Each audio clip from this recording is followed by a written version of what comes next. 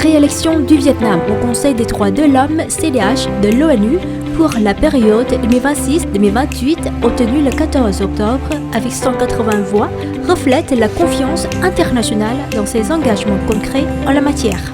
Ce succès dément les accusations infondées et renforce le prestige du pays sur la scène multilatérale. Le Vietnam, acte clé des droits de l'homme à l'ONU, tel est le thème mis en avant dans l'hebdomadaire Le Courrier du Vietnam numéro 45. Selon les articles, ce troisième succès électoral confirme la confiance massive de la communauté internationale dans les efforts du Vietnam pour la promotion et la protection des droits humains. Le Vietnam entamera son mandat le 1er janvier 2026 avec un focus sur 8 priorités majeures, notamment l'écologie, le numérique, l'égalité des sexes et la protection des groupes vulnérables, conformément à sa devise « Respect et compréhension, dialogue et coopération ». Considéré comme un modèle avec des avancées notables, taux de pauvreté inférieur à 2%, forte couverture à santé, liberté de croyance et expression en ligne, le pays confirme ainsi son rôle actif et crédible sur la scène multilatérale. Le numéro revient également sur les 12 engagements volontaires du Vietnam en tant que membre du CDH pour la période 2026-2028. Le pays s'engage à perfectionner son système juridique pour garantir les droits fondamentaux et à accélérer la mise en œuvre de l'agenda 2030. Les priorités incluent l'égalité des sexes, agenda WPS, la protection des groupes vulnérables en ligne et le renforcement de l'éducation aux droits de l'homme. Le Vietnam promet aussi un dialogue accru et l'application effective des recommandations issues du mécanisme EPU, examen périodique universel. Les articles recueillent enfin les analyses des responsables et diplomates chevronnés concernant ce succès exceptionnel, parmi lesquels les vice-ministres des Affaires étrangères Nguyen Minh Hằng et Đặng Hoàng Giang, ainsi que Đặng Xuân Hồng, chef de cabinet de l'agence permanente du comité de pilotage gouvernemental pour les droits de l'homme. Les détails sont disponibles dans l'hebdomadaire Le Courrier du Vietnam numéro 45 ou sur notre site lecourrier.vn. La cérémonie d'ouverture à la signature de la Convention des Nations Unies sur la prévention et la lutte contre la cybercriminalité, Convention de Hanoï, s'est tenue les 25 et 26 octobre à Hanoï.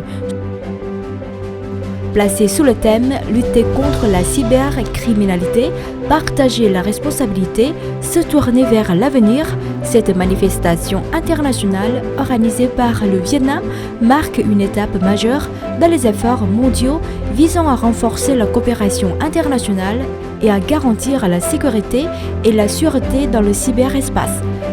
Cet événement d'envergure a attiré 2500 délégués issus de 110 pays ainsi que 150 organisations internationales, régionales et privées et plus de 50 instituts de recherche. Ces chiffres dépassent largement les attentes du comité d'organisation, témoignant de l'intérêt soutenu de la communauté internationale pour ce premier rang d'événements de ce type au Vietnam.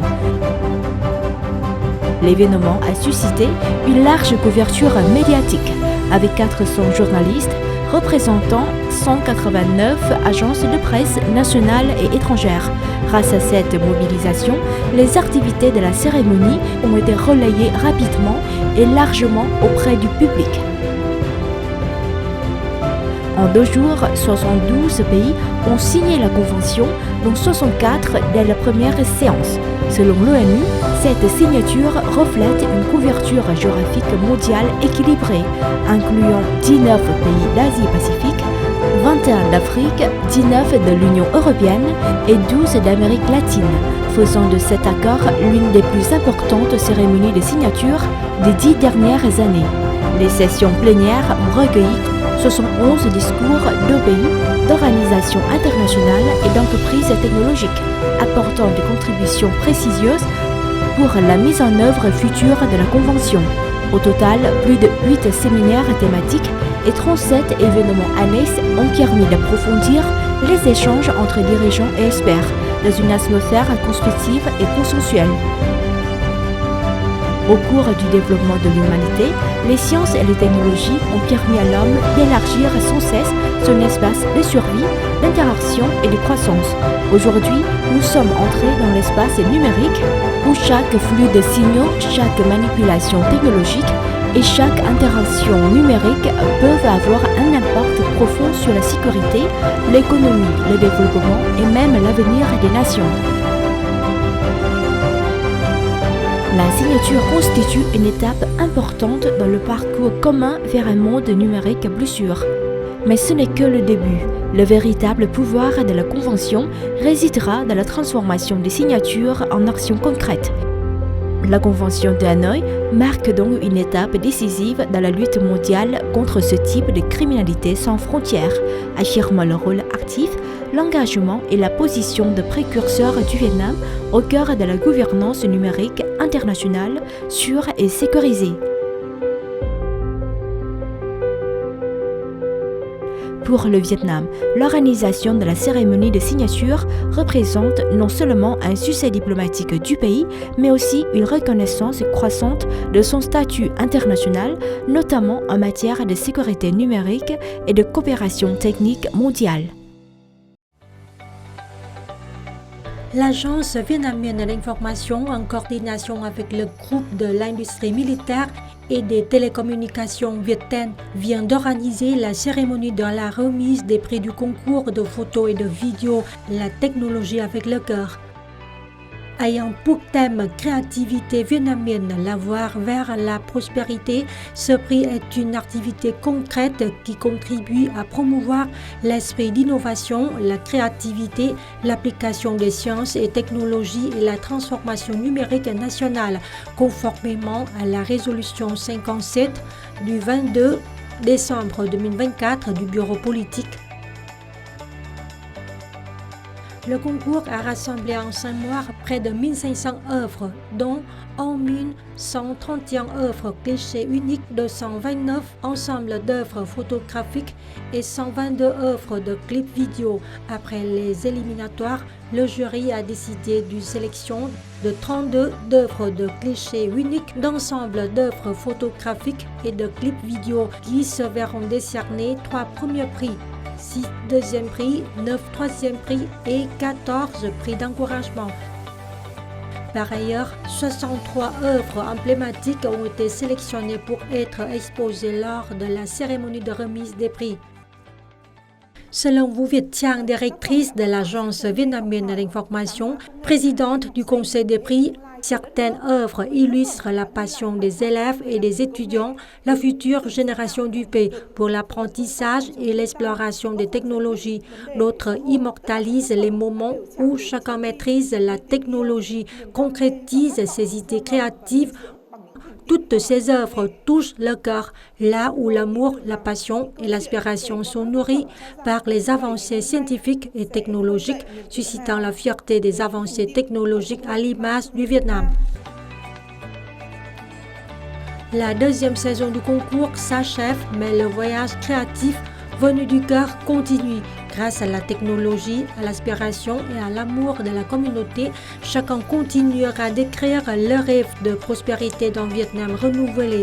Et la technologie, lorsqu'elle vient du cœur, sera toujours en voyage, reliant le savoir au service des citoyens, contribuant à la construction d'un pays prospère et heureux.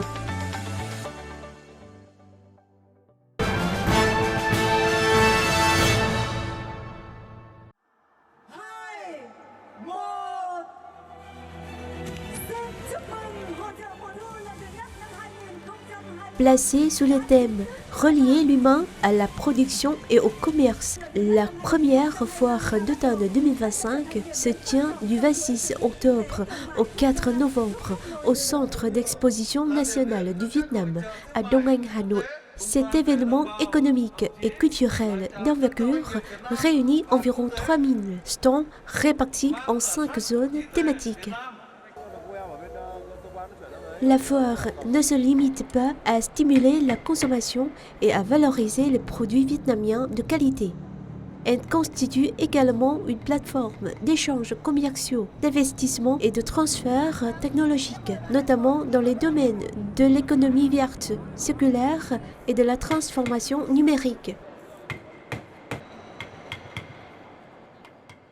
Có thể nói là đây là một cái hoạt động mà sau này sẽ được kỳ vọng là trở thành là thường xuyên liên tục.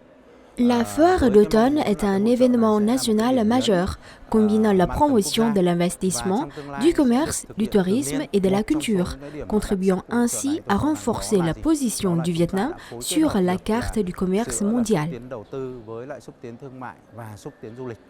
Les industries culturelles vietnamiennes sont pour la première fois pleinement représentées dans un événement national de promotion commerciale, avec une zone d'exposition de plus de 10 000 mètres carrés, présentant les produits de 12 secteurs des industries culturelles. Hội chợ lần này là thúc đẩy cái sự phát triển của các ngành công nghiệp văn hóa Việt Nam, thúc đẩy cái đầu tư. La foire constitue une opportunité de relier la culture au commerce, de stimuler la consommation intérieure et de promouvoir les trésors culturels vietnamiens à l'international.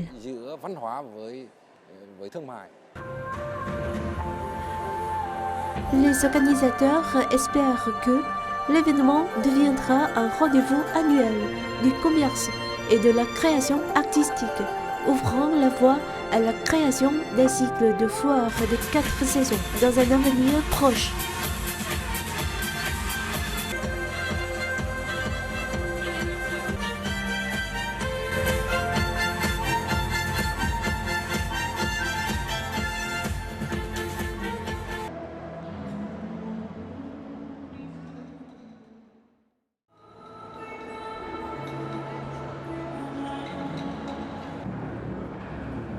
Lors des points forts de la première édition de la foire d'automne 2025 qui se déroule actuellement au centre d'exposition du Vietnam à Đông Anh, Hanoï, et l'espace intitulé L'essence de l'automne à Hanoï. Cet espace présente la culture, le tourisme, la gastronomie, l'esprit créatif et la vitalité économique de la capitale.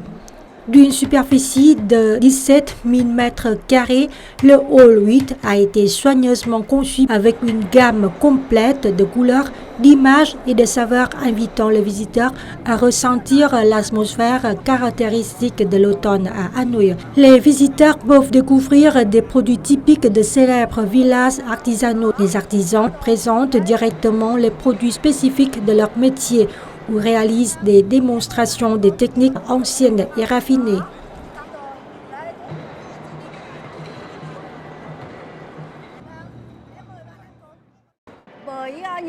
Nous sommes très fiers de pouvoir présenter notre héritage reconnu comme patrimoine de Hanoï. Cela nous motive à préserver la tradition. Dans notre village, de nombreuses familles continuent à produire le riz gluant à la main pour préserver la saveur unique du com de Hanoï.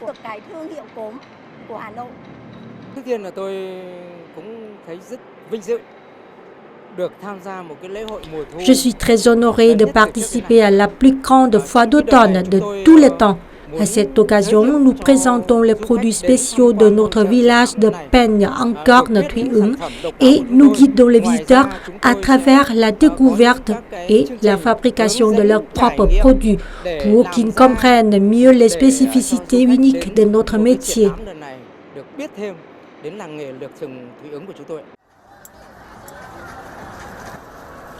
La participation de 150 entreprises de renom ne se limite pas à la présentation de produits, mais reconstitue également l'atmosphère raffinée et élégante de la culture millénaire de Trang Long Hanoï. En même temps, les produits des métiers traditionnels, des articles artisanaux, des produits au cope, ainsi que les produits industriels phares présentés par Hanoï lors de la première foire d'automne 2025 soulignent la dynamique économique de la capitale.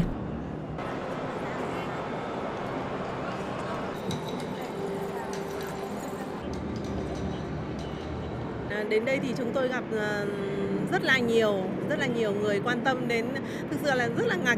Nous rencontrons ici beaucoup de gens et il est surprenant de voir leur grand intérêt pour nos éventails faits à la main.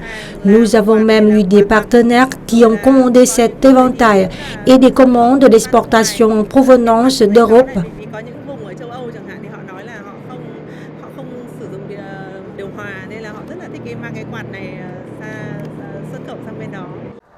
À la première foire d'automne 2025, l'essence de l'automne à Hanoï est une activité de promotion commerciale spéciale et typiquement hanoïenne, offrant l'opportunité aux entreprises et aux producteurs d'étendre leurs échanges commerciaux. C'est également l'occasion pour Hanoï de présenter ses produits les plus raffinés, imprégnés de valeurs culturelles aux habitants et aux visiteurs vietnamiens et étrangers.